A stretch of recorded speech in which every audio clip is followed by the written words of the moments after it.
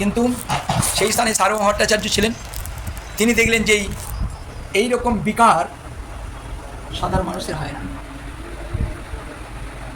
তাই এই গোপীনাথ আচার্য ছিলেন তার ভগ্নিপতি, এবারে তুমি এনাকে তুলে নিয়ে আমার ঘরে নিয়ে আসো।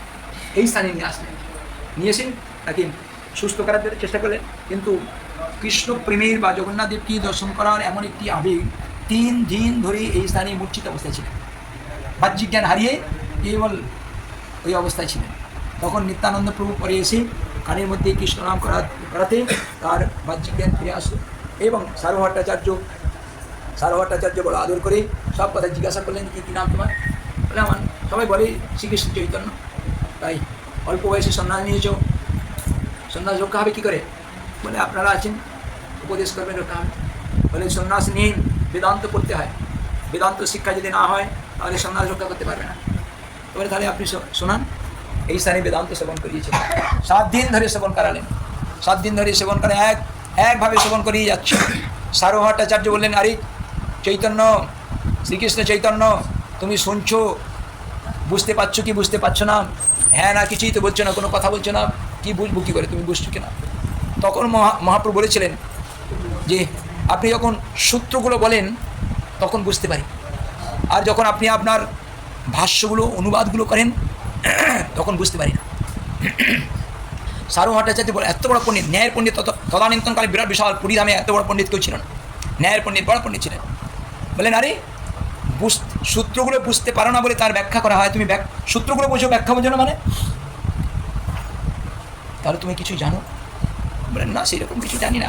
তাই যদি বলতে পারেন কিছু বলি, আপনার সূত্রগুলো কীরকম, ব্যাখ্যাগুলো কীরকম জানেন? সূত্রটা সূর্যের মতো প্রকাশ, আর ব্যাখ্যাটা ওই পূর্ব গগনে সূর্য যখন উদিত হয় একখণ্ড মেঘ এসে সূর্যকে ঢাকা দিয়ে দেয়, জগৎটা অন্ধকার হয়ে যায়, ঠিক ওই রকম সূত্রগুলো সূর্যের মতো প্রকাশ পায়, কিন্তু আপনার ব্যাখ্যাটা মেঘাচ্ছন্ন অন্ধকারময়, মায়াবাদের দ্বারা অন্ধকার করে দেন।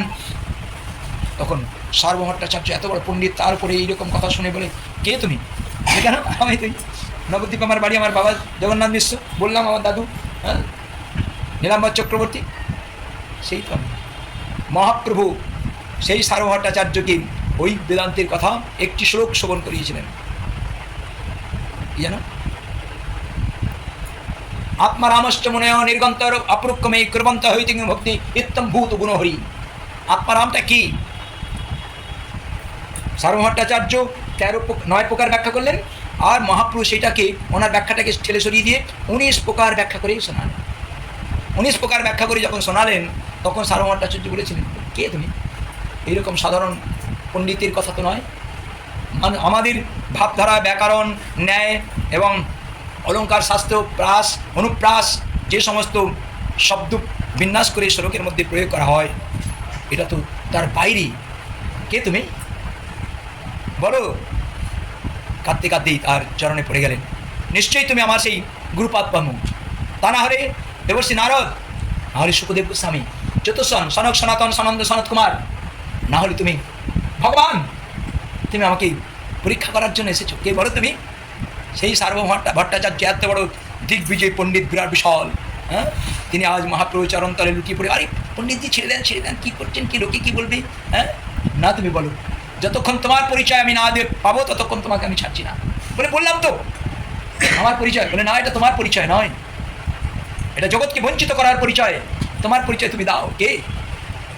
কাঁদতে কাঁদতে চোখের জলে যখন সার্বভৌম ভট্টাচার্য যত বড় পণ্ডিত, মহাপ্রভু চোখের জলে চরণ ধুই দিয়েছিলেন, তখন মহাপ্রভু সন্তুষ্ট হয়ে বললেন, ওঠো পণ্ডিত, দেখো আমি।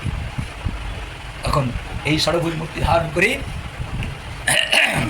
দেখো আমি সেই রামচন্দ্র মর্যাদা পুরুষোত্তম সেই ধনুক ধারণ করে আছি, দেখো সেই আমি কৃষ্ণচন্দ্র বংশীধ্বনি করে সমস্ত গোপীগণকে আকর্ষণ করি, দেখো সেই আমি দণ্ডকমণ্ডল ধারণ করি, জগৎ জীবকে উদ্ধারণ করার জন্য আমি জগতে প্রকটিত হই, কৃষ্ণ নাম সনাতন ধর্ম প্রচার করি। মহাপ্রভু সার্বভৌম ভট্টাচার্যকে এই ষড়ভুজ মূর্তি দর্শন করিয়ে তাকে পূর্ণরূপে আশীর্বাদ করেছিলেন। 2টি চরণ সার্বভৌম ভট্টাচার্যের মস্তকে স্থাপন করে বড় আদরের সহিত তাকে আশীর্বাদ করলেন। সেই স্থান বলে বৃন্দাবন বিহারী লাল কি, সার্বভৌম ভট্টাচার্য কি, নাম সংকীর্তন কি। সেই সার্বভৌম ভট্টাচার্যের কাছে আমরা প্রণাম করি, তার কাছে প্রার্থনা করি, আমরা সকলে প্রণাম দেবেন, প্রণাম করে প্রণামী করবেন।